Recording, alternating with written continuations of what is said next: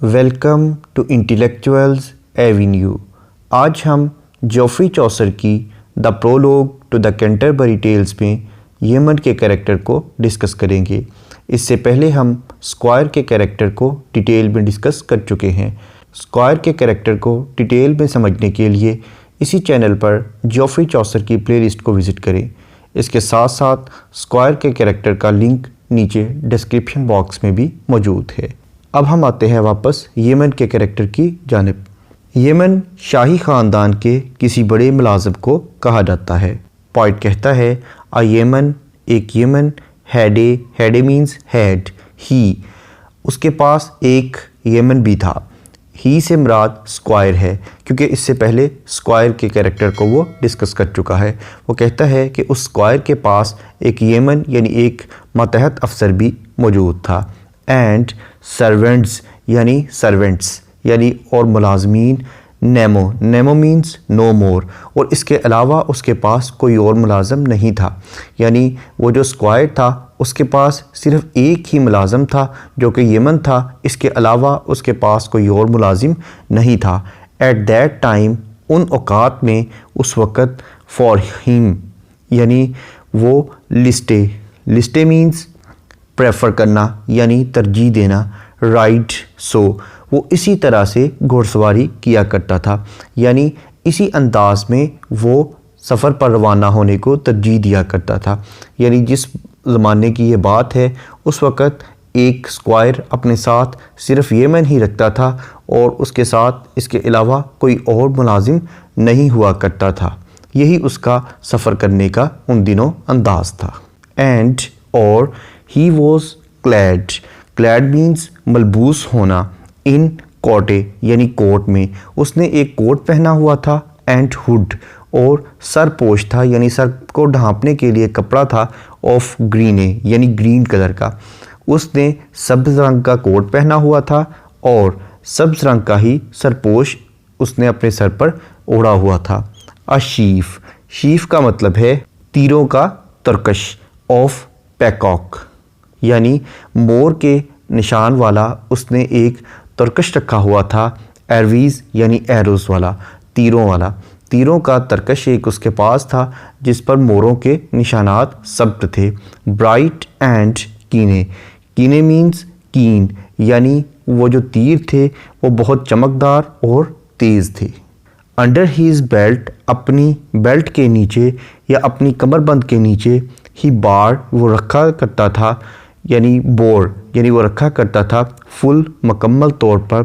थ्रिफ्टीली यानी बड़ी सलीका शारी से, बड़ी तरतीब से, वो बड़े सलीके से अपनी कमरबंद के नीचे उस तीरों के चमकदार और तेज़ तरकश को रखा करता था जिस पर मोरों के निशानात बने हुए थे या मोरों के पंख दिखाई देते थे। वेल कुडे मीन्स गुड, अच्छी तरह से वो कर सकता था। ही ड्रेसी मीन्स ड्रेस, वो बड़ी उम्दगी से रखा करता था। हीज़ टैकल यानी अपने इक्विपमेंट, अपने हथियार, येमनली एक येमन की तरह ही, यानी वो अपने हथियारों को एक अच्छे ह्यूमन की मानिद ही रखा करता था। उन्हें उस टैकल करने का उसे अंदाज़ आता था। हीज़ एरीज़ यानी उसके जो एरोज़ थे, उसके जो तीर थे। ड्रूप यानी ड्रॉप, इसका मतलब है झुकना, नॉट नहीं, उसके तीर नहीं झुकते थे। विद फीदर्स लोए, मोर के परों के झुकने की वजह से, यानी जब वो तीर चलाता था तो उस पर मोरों के परों के निशान सब थे और वो कमान से नीचे को झुके होते थे, लेकिन उनके वज़न की वजह से या उनके झुकाव की वजह से उसके तीर नहीं झुकते थे। यानी तीरों की निशानाबाजी में उसे महारत हासिल थी, वो अपने तीरों को झुकने नहीं देता था अगरचे उस पर मोर के पंख के निशानात सब्त थे। एंड इन हिज हैंड, और अपने हाथ में, ही बार मीन्स बोर, यानी वो रखा करता था। अ माइटी यानी एक बहुत बड़ा, बॉय मीन्स माइटी यानी बहुत बड़ा, बॉय यानी इसका मतलब है बो यानी कमान, और वो अपने हाथ में एक बहुत बड़ी मजबूत कमान थामे हुआ करता था।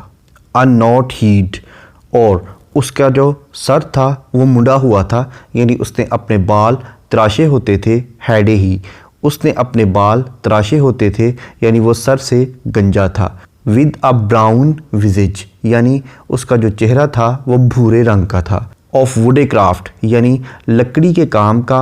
वेल कुडे ही यानी लकड़ी के काम को वो बखूबी सरंजाम दे सकता था। ही ऑल द यूजेज यानी जो लकड़ी का काम है उसमें उसे काफ़ी कमाल और दस्तरस हासिल थी, उसे काफ़ी महारत हासिल थी। अपॉन हिज आर्म उसके बाजू पर ही बार यानी बोर आगे ब्रेसर वो अपने बाजू पर आर्म गार्ड पहन कर रखता था। ब्रेसर का मतलब है आर्म गार्ड यानी अपने बाजू की हिफाजत करने के लिए जो एक हिफाजती तय चढ़ाई होती है वो अपने बाजू पर हमेशा पहन कर रखता था। एंड बाय हिज साइड और अपने पहलू में अ स्वॉर्ड यानी स्वॉर्ड एक तलवार। एंड आ बुकलर बुकलर का मतलब है दस्ती ढाल और अपने पहलू में वो एक तलवार और एक छोटी सी दस्ती ढाल हमेशा रखता था। एंड ऑन दैट उदर उदर मीन्स अदर साइड और दूसरी साइड पर या दूसरे पहलू पर आगे एक चमकदार और खुशनुमा किस्म का डैगरे डैगरे मीन्स डैगर यानी खंजर और दूसरी तरफ वो एक खंजर रखा करता था। यानी एक तरफ तो वो अपने तलवार और ढाल रखता था और दूसरे पहलू में वो एक खुशनुमा किस्म का तेज़धार खंजर रखा करता था। हार्डनीज्ड का मतलब है डेकोरेटेड यानी सजा हुआ था, आराइशी था। वेल अच्छी तरह से। एंड शार्प और तेज़ था। As point of spear spear means नेज़ा। दूसरे पहलू में वो जो एक खंजर रखा करता था वो बहुत खूबसूरती से डेकोरेट किया गया था, आराइश उस पर की गई थी, उस पर नक्शनकारी की गई थी और वो एक नेज़े की मानिंद बहुत तेज़ था। यहाँ पर उसने सिमिली यूज़ की है यानी उसने उस डैगर को उस स्पीयर की तेज़ धार के साथ कंपेयर किया है। अ क्रिस्टोफर यानी एक क्रिस्टोफर की तस्वीर वाला तमगा। ऑन हिज ब्रेस्ट अपने सीने पर। ऑफ सिल्वर चांदी का। शीने मीन्स शोन यानी चमका करता था।